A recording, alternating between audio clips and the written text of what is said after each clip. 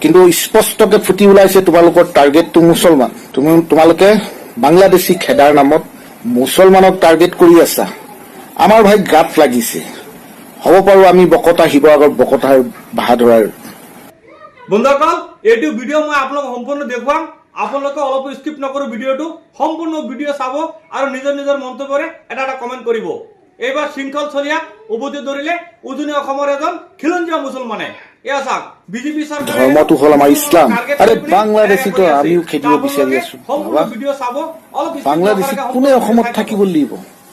এই বাংলাদেশী খেদা অসম আন্দোলন ভাষা আন্দোলনৰ কাৰণে কিমান মুছলমানে প্ৰাণ আহুতি দিলে, মিয়াসকলেও বহুত বলিদান দিলে। অকল মুছলমান বাংলাদেশী নহয়, হিন্দু বাংলাদেশীও আছে অসমত।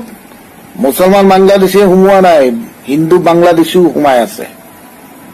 তোমালোকে ঘূৰি পিকি অকল মুছলমান আমাৰ গাত লাগিছে নহয়। বাৰম্বাৰ তোমালোকে একেটা কাম কৰি আছা। আমাৰ মুছলমানক ভাগ কৰি আমাৰ মুছলমানৰ শক্তিটোক দুৰ্বল কৰিবলৈ বিচাৰিছে। তহঁতি এইবিলাক ফাল্টুৱামি কৰা বন্ধ কৰি দিয়া। তহঁতি বুলি কৈছো, কাৰণ তুমি বুলি আপুনি বুলি কবলৈ মন যোৱা নাই। তহঁতি বয়সতো সৰুও হবি। কাৰণ তহঁতি এইবিলাক যিবিলাক প্ৰতিবাদ কৰি আছ,